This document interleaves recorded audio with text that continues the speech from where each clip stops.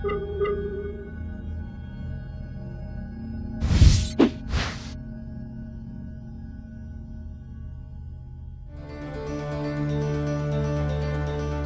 National University of Singapore is really delighted and honoured to be able to host this CASE Leadership Symposium.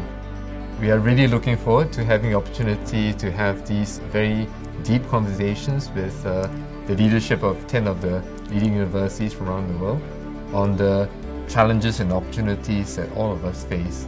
So the world has changed a lot in recent times, and I'm thinking particularly of Brexit and of Trump's election in the United States and similar political things going on all over the world. And one of the things we've come across in this post-truth world is the notion that universities are not to be trusted, that experts mislead the public. I'm rather taken with the idea that we only educate maybe 45 to 50% of 18 to 24-year-olds in the UK, and that immediately leaves the other 50 to 55% left behind. And are we doing enough, really, to explain ourselves to the rest of our community about why we're there, why we're good for the country, the importance of research, the importance of science, the importance of experts? We also had to correct miscommunication, because that's one of the biggest challenges at the moment in higher education, is that in a situation of crisis, there's always a tendency for communication either to be deliberately miscommunicated or just quite accidentally. But the leadership of the university has to be sure at all times to be hyper-vigilant, to be proactive, and to use social media also to its advantage, because we also realize that initially in the early days of the student crisis at the University of Johannesburg and in South Africa, we were communicating with students through circulars. And we realized that the students don't read circulars anymore. They might see it, but that's not their preferred mode of information. And so we had to use other forms of social media to communicate with them. There's a counter narrative out there, I think, about higher education.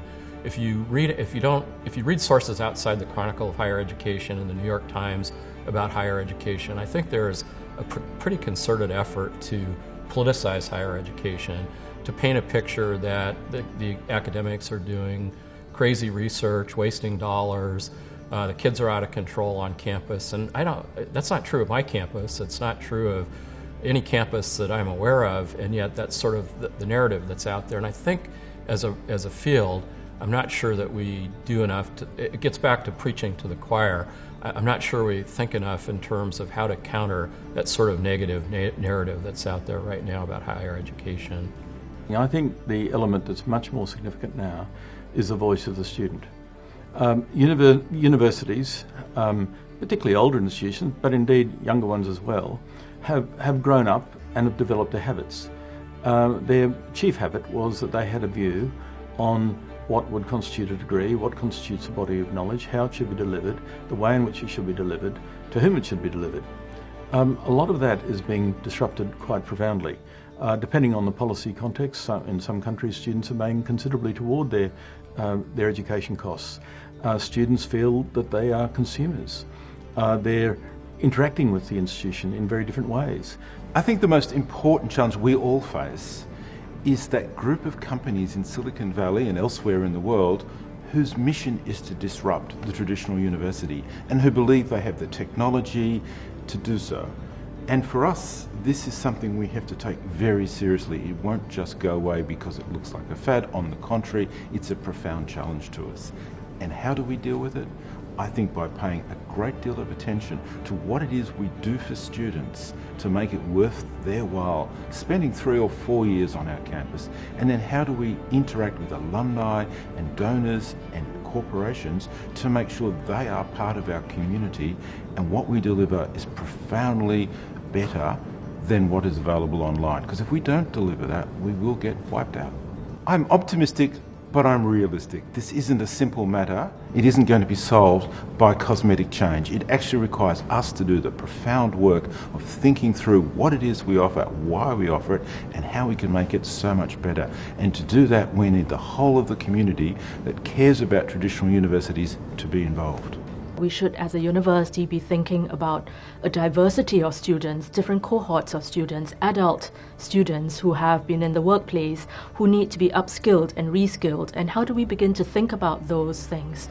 How do we think about adult education that's different from education for an 18-year-old or a 19-year-old? And how do we think about recognition of prior learning in the workplace, and how does that get factored in? How do we think about personalized learning that is not contingent on chronology and age, but on ability and prior training and prior experience? So those are the sorts of questions that confront us at this point in time, amidst many others that are common with other universities. But in this particular instance, the demographic of Singapore, as with other advanced economies, means that we need to be thinking about different kinds of issues, perhaps. As we look out at the main currents and the important eddies, we see some very important trends that we have to understand and to respond to. And this leads really to the question of why is change accelerating so quickly? I mean, why is the work, the nature of work, changing more fundamentally today than in the past? And I think a key driver for that is technology. Not just single types of technology, but the convergences between different types of technology, info, bio, nano technologies coming together in ways that have never been imagined before, and creating much more fundamental change both at the work, the economic and the societal level.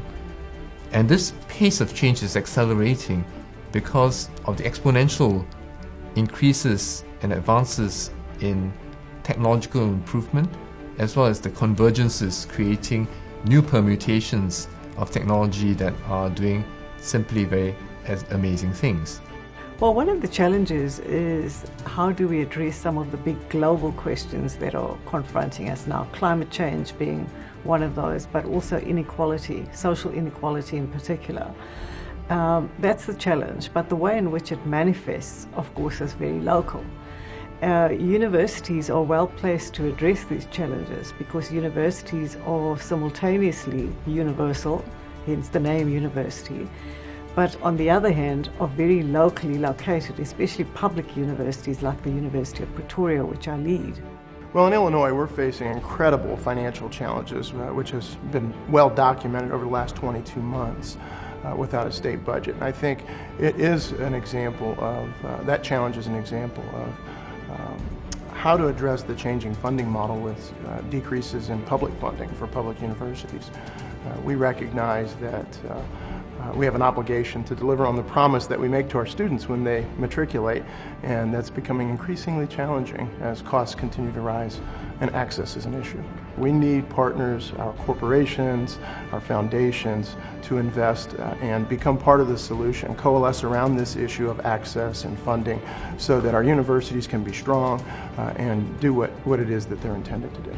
Clearly, one of the great strengths of the university sector is its heterogeneity, and so defining what it is that your own institution stands for, what you really believe in, what's your niche, what are your strengths, what are your weaknesses, what are you going to do about your weaknesses? Are you going to ignore them, or are you going to focus on them? What are you going to do about your strengths? Are you going to shout them from the rooftops, or are you going to somehow dilute down and regress to the mean? I think universities need to focus on their strengths. Some of those will be local, some of them will be regional, some of them will be global, but we can't be excellent in everything in a global sense. We have to realise that we have to have our focus at foci. I don't find branding offensive. I know people sometimes do, but I think universities need to brand, and I think that the modern world gives us many, many tools with which to brand, and we have to use them. Well, one of the main challenges that we face at Glasgow is to do with the issue of how you achieve a genuinely distinctive status and how you address the needs of your local community as well as the global community. In terms of our international outlook, we have to ensure that what we do in the marketing area is absolutely central to our strategy. Indeed, marketing has to be part of the strategy and not simply a tactical device to sell the university, which is how sometimes it's interpreted. We make sure that it's absolutely key to our messages. So if you look at our university strategy, which is all about inspiring people, that brings together what we're trying to do locally and globally. It's about attracting the very best talent from around our community in the west of Scotland, as well as around the world, and the very best faculty from around the world as well. Okay, so we've heard a great deal about problems and challenges. Let's now change our focus and start thinking about solutions. Let's start thinking about what the case communities of practice can do to address the challenges that we've been talking about. If we're able to communicate the impact that we are seeking to deliver and to identify partners in the community who have similar visions and similar goals, then I think that forms a great basis for philanthropic support, which will advance our universities, but more importantly, work with our partners to deliver the sort of impact that we collectively believe in, and which will benefit not just our students, but the wider community which we serve.